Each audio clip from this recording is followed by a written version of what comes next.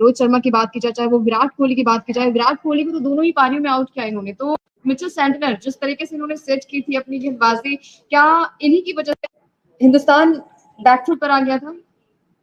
बिल्कुल, कहीं न कहीं ये टीम इंडिया की हार का सबसे बड़ा कारण रहे हैं और ये एक वो गेंदबाज है जो कि टेस्ट क्रिकेट में उतना एक्टिव नहीं रहता। हम मिचेल सेंटनर को बिल्कुल। देखते हैं वनडे क्रिकेट का bowler, as a T20 bowler क्योंकि काफ़ी एक्टिव रहते हैं। दुनिया भर की टी20 लीग में भी खेलते हैं, इंडियन प्रीमियर लीग में सीएसके का पार्ट है। लेकिन जब बात लाल बॉल की आती है, तो डोमेस्टिक क्रिकेट में न्यूज़ीलैंड के लिए भी उतना एक्टिव नहीं रहते क्योंकि नेशनल असाइनमेंट में बिज़ी रहते हैं। लेकिन अब यहाँ देख लीजिए, इनको मौका मिला पहली पारी में 7 विकेट, दूसरी पारी में 6 विकेट। ये पहला ऐसा मौका है जब उन्होंने एक मैच में 10 विकेट लिया है, 10 फॉर लिया है और दोनों पारियों में 5 विकेट हॉल लिया है। बड़ी गेंदबाजी एक बहुत बड़ी बात है इनके लिए और इंडिया में आके शेन वॉर्न, मुथैया मुरलीधरन जैसे स्पिन गेंदबाज भी उतने सफल नहीं हो पाए जितना इन्होंने पहले मैच में सफल होकर दिखाया। और ये कोई नई बात नहीं है। स्टीव ओ के 2017 में स्टीव ओ के अपने 12 विकेट लिए थे ऑस्ट्रेलिया के। उसके अलावा जेसन ग्रेजर ने 2008 में 12 विकेट लिए थे और अब जिस तरीके से उन्होंने 13 विकेट लिए, ये टीम इंडिया की हार का सबसे बड़ा कारण रहे। लेकिन तारीफ बनती है अंकिता न्यूजीलैंड की भी, क्योंकि नए-नए कप्तान थे। बिल्कुल। टॉम लाथम इतना अनुभव कप्तानी का नहीं है। टिम साउदी ने कप्तानी छोड़ी थी और श्रीलंका में इस टीम का बहुत ही बुरा हाल हुआ था। 2 मैच खेले, दोनों मैच 2-0 से टीम हार कर आ रही थी और इंडिया में आके जिस तरीके से उन्होंने क्रिकेट खेला और सबसे बड़ी बात ये है कि केन विलियमसन की गैर मौजूदगी में इन्होंने बेंगलोर टेस्ट 8 विकेट से जीता और ये वाला मैच भी 113 रन से जीता है ना? बिल्कुल, बिल्कुल 113 रन से। हाँ, ये वाला मैच 113 रन से जीता है। केन विलियमसन की गैर मौजूदगी में ये सीरीज जीत कर दिखाया है कि टेस्ट मैच जीतने के लिए आपको बड़े नाम की जरूरत नहीं है। टेस्ट मैच जीतने के लिए आपको बस 20 विकेट लेने हैं और दोनों मैचों में न्यूजीलैंड ने ये करके दिखाया। हमारे पास अश्विन थे, जट्टू थे, वॉशिंगटन सुंदर थे, कुलदीप यादव थे, अक्षर पटेल थे, लेकिन हमने शायद एक बार फिर से पिच को पढ़ने में गलती की। 19 नवंबर की तरह 26 अक्टूबर भी भारतीय क्रिकेट इतिहास में एक काला दिन बनकर सामने आया है। बिल्कुल, काला दिन बनकर सामने आएगा। कप्तान साहब पर क्या कहेंगे? क्योंकि कप्तान साहब का दोनों इनिंग में बल्ला नहीं चल पाया। पहली इनिंग में 0 पर आउट हो जाते हैं, दूसरी इनिंग में 8 रन बनाकर आउट हो जाते हैं, जहाँ पर सबसे ज़्यादा ज़रूरत थी इनकी कि ये आएँगे और ताबड़तोड़ बल्लेबाज़ी। जायसवाल, हालाँकि जायसवाल ने 77 रन की पारी ज़रूर खेली, लेकिन अगर यहाँ से रोहित शर्मा थोड़ी-सी और बड़ी पारी खेले थे, तो शायद ये हश्र नहीं हो पाता जिस तरीके से हार। क्योंकि अगर देखा जाए यहाँ पर अखिल, तो न्यूज़ीलैंड की टीम के लिए पहला मौका है जब भारतीय सर्ज पर टेस्ट सीरीज़ को अपने बिल्कुल। नाम तरीके से हराया भारतीय टीम को, 2-0 से इस मैच को अपने नाम कर लिया है और टीम इंडिया का भारत में लगातार टेस्ट सीरीज जीतने का सिलसिला भी टूट चुका है। फिर तो क्या कहेंगे रोहित शर्मा के बारे में? क्या कुछ स्ट्रैटेजी काम नहीं आई या फिर बल्लेबाजों का फ्लॉप शो रहा? इवन आपने भी कहा कि कप्तान पर सारे इल्जाम नहीं लगाने चाहिए, बाकी के बैट्समैन को भी आगे आकर खेलना चाहिए, चाहे वो बिल्कुल। विराट कोहली, सरफराज खान की बात की जाए, ऋषभ पंत 0 पर आउट हुए। तो ये कहीं न कहीं पिच को नहीं पढ़ पाना अपनी ही कंडीशंस में, क्या आपको लगता है कि स्पिन के अगेंस्ट जो है वो बल्लेबाज बहुत ही ज़्यादा पढ़ नहीं पा रहे हैं या फिर फेल होते साबित हुए?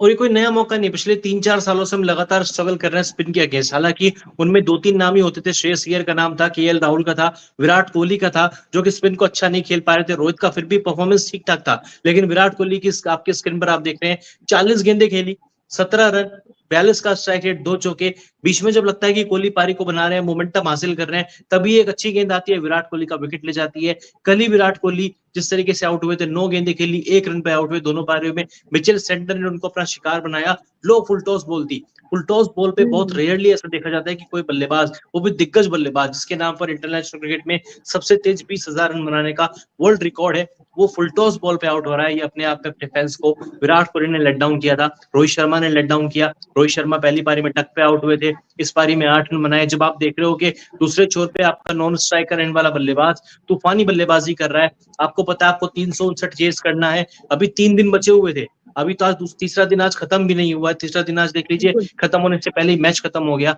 आपको बस विकेट पे टिकना था, पार्टनरशिप बिल्ड करनी थी, लेकिन सरफराज खान केएल राहुल की जगह खेले। आज मैं एक प्लेयर के लिए बड़ा खुश हूँ, केएल राहुल सोच रहे होंगे कि अच्छा है ये मैच मैं नहीं खेल रहा, अब बताओ किसके ऊपर ठीकरा फोड़ोगे। बिल्कुल, आप किसके ऊपर ठीकरा फोड़ोगे और मतलब स्टार्टिंग से ही लग रहा था जब हमने देखा था कि चलिए ठीक है, टॉस हारी है, कोई बात नहीं, लेकिन उसके बावजूद भी जिस तरीके से गेंदबाजी उनकी देखने को मिली, हालाँकि सुंदर ने और अश्विन ने अच्छी गेंदबाजी की, लेकिन उस तरीके से गेंदबाजी जिस तरीके से न्यूज़ीलैंड की टीम ने की और आप कम स्कोर पे अगर विकेट्स गिराते तो आपके कहीं न कहीं आपके माइंड में ये चीज़ें होती है फिर कि अब जाकर आगे जाकर हम अच्छा विकेट्स और ले पाएँगे और मतलब कम रन्स में आप रोक पाएंगे, लेकिन ये टीम इंडिया ने शायद गलती की। और दूसरा मैच हम बार बार कह रहे थे, इंडियंस हम बार बार ये कह रहे थे कम बैक होगा, कम बैक होगा। आपके पास बड़े बड़े नाम है, रोहित और विराट है। रोहित जिनके आंकड़े बहुत अच्छे हैं, न्यूजीलैंड के खिलाफ भी अच्छे, और इस पिच पे भी हमने देखा था कि 200 आई थिंक 254 बनाए थे साउथ अफ्रीका के खिलाफ, नाबाद लौटे थे वो। तो कहीं ना कहीं ये सारी चीजें आप दिमाग में सोचते हैं कि चलिए विराट आएंगे, इसके अलावा और भी बल्लेबाज सरफराज खान, ऋषभ पंत, जो कि बहुत ही अच्छी लय में थे पिछले मैच में जब टीम इंडिया मतलब वहां पर भी हार गई थी, लेकिन उसके बावजूद भी दिल जीता था ऋषभ पंत ने। आज शून्य की मतलब 0 रन बनाकर आउट हुए, क्या कहेंगे इनके बारे में? वो तो एक गलत मिसअंडरस्टैंडिंग थी। खैर, खामियाजा टीम इंडिया को भुगतना पड़ा। विराट कोहली और इनके बीच जो मिसमैच हुआ कि रन ले ना ले, अब कुछ भी कह लीजिए, आउट तो हो गए ना। अब बिल्कुल मिसअंडरस्टैंडिंग देखने को मिली, लेकिन टीम इंडिया ने वाकई में बहुत गलतियां इसमें। अश्विन से मुझे ऐसी बिल्कुल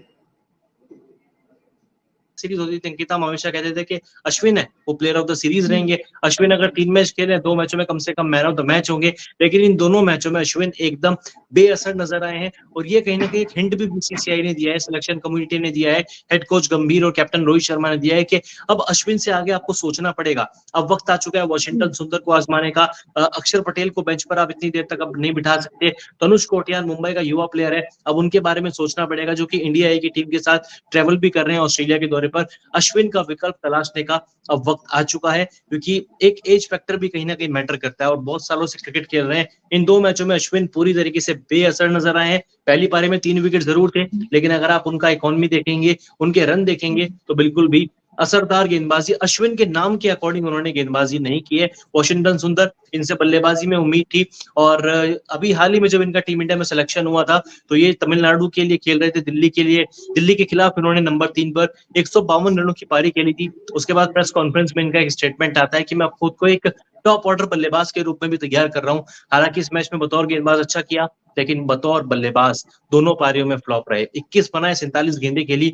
अगर थोड़ा सा टिक जाते, पार्टनरशिप बना लेते, तो क्या पता रिजल्ट हमारे फेवर में आता। हालांकि तीसरा दिन इंडिया को खेलना चाहिए था। रिजल्ट मैच का जो भी होता, आज का दिन इंडिया को सर्वाइव करना चाहिए था।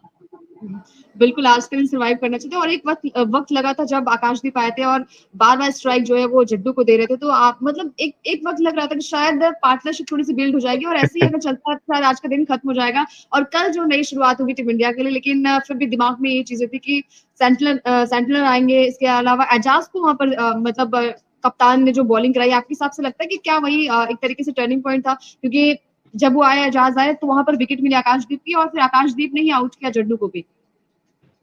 कह सकते हो वो टर्निंग पॉइंट पे था, क्योंकि जानते थे एक नया गेंदबाज आएगा, नई सोच लेकर आएगा, क्योंकि वो लगातार एक ही स्पेल खेल रहे थे, सेंडर का बिल्कुल और ग्लेन फिलिप का। ऐसे में एक नया गेंदबाज आ जाए जिनके पास उनकी टीम का प्राइम बॉलर है। मिचेल सेंडर से ज्यादा प्राइम बॉलर उनके एजाज पटेल है, और उन्होंने भी काम करके दिखाया। हल्की सी पार्टनरशिप बन की थी, हल्की सी उम्मीद जगी थी कि क्या पता जड्डू इस मैच को टर्न ओवर कर दे, कुछ अलग देखने को मिले।